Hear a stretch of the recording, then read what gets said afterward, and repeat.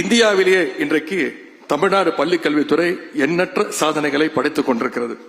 தமிழ்நாட்டை பொறுத்த வரைக்கும் இன்னைக்கு நேற்று இல்ல, சங்க காலம் முதலே தமிழர்கள் கல்வியில் சிறந்து விளங்கிக் கொண்டுதான் வந்தார்கள். ஆனால் இடையில் ஏற்பட்ட சில வரலாற்று சூழ்ச்சிகளால தமிழ் மக்களுடைய கல்வி தடை ஏற்பட்டது.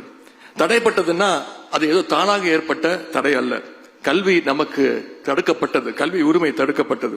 அப்படி தடுக்கப்பட்ட அந்த கல்வி உரிமையை மீண்டும் பெற்றுக் கொடுப்பதற்காக உருவாகின இயக்கம் தான் திராவிட இயக்கம். அப்படி போராடி பெற்ற கல்வியை எப்படியாவது பறிச்சிடலான்னு அப்போது முதல் இப்போது வரை தொடர்ந்து சூழ்ச்சிகளை பலர் செஞ்சுக்கிட்டே வராங்க. இடஒதுக்கீட்டிற்கு எதிர்ப்பு, குலக்கல்வி திட்டம், மும்மொழி கொள்கை, புதிய கல்விக் கொள்கை, நீட் தேர்வு என பல வழிகளில் நம்மளுடைய கல்வி உரிமையை சிதைக்க முயற்சிகள் நடந்து கொண்டே இருக்கின்றது. ஒவ்வொரு காலகட்டத்திலையும் அந்த தடைகளை எல்லாம் தகர்த்தெறிந்துதான் நாம இன்னைக்கு தமிழ்நாடு இந்த நிலைமைக்கு முன்னேறி இருக்கின்றோம். குலக்கல்வி திட்டம்னு ஒண்ணு வந்துச்சு. மாணவர்கள் பாதி நேரம் படிக்க வேண்டும், பாதி நேரம் குலத்தொழிலை கற்றுக்கொள்ள வேண்டும் என்பதுதான் அந்த திட்டம். அந்த குலக்கல்வி திட்டத்தை எதிர்த்து தந்தை பெரியார் அவர்கள் மிகப்பெரிய போராட்டத்தை நடத்தினார். அதற்கு பிறகுதான் குலக்கல்வி திட்டம் தமிழ்நாட்டிலிருந்து அழிந்தது. இப்போது புதிய கல்விக் கொள்கை என்ற பெயர்ல ஒடுக்கப்பட்ட பிற்படுத்தப்பட்ட சமூக மாணவர்களை கல்வியிலிருந்து வெளியேற்றுகின்ற அந்த திட்டத்தை இன்னைக்கு ஒன்றிய அரசு கொண்டு வந்திருக்கிறது.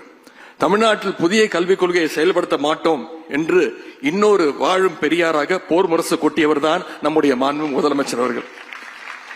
உங்களுடைய கல்விக் கொள்கையை நாங்கள் ஏற்றுக்கொள்ள முடியாது, தமிழ்நாட்டுக்குன்னு நாங்க தனியா ஒரு கல்விக் கொள்கையை ஏற்றுக்கொள்கிறோம்னு தைரியமா துணிச்சலா சொன்னவர் தான் நம்முடைய மாண்பு முதலமைச்சர் அவர்கள். இதோ இன்றைக்கு இந்த மேடையில தமிழ்நாட்டுடைய புதிய கல்விக் கொள்கை இங்கே வெளியிடப்பட்டிருக்கிறது. சமீபத்தில் இதே அரங்கத்தில் நம்முடைய பள்ளி கல்வித்துறை அமைச்சர் அவர்கள் அன்பில் மகேஷ் பொய்யாமொழி அவர்கள் எழுதிய ஒரு நூல், அதுதான் தேசிய கல்விக் கொள்கை என்னும் மத யானை என்ற நூலை நம்முடைய முதலமைச்சர் அவர்கள் தான் வெளியிட்டாங்க. அந்த நிகழ்ச்சியில நம்முடைய அமைச்சர் அன்பில் மகேஷ் பொய்யாமொழி அவர்கள் முதலமைச்சர் அவர்களுக்கு மதம் பிடித்த யானையை அடக்குவதன் அடையாளமாக ஒரு அங்குசத்தை நினைவு பரிசாக கொடுத்தார். அந்த அங்குசம் வெறும் அடையாளம் மட்டும்தான்.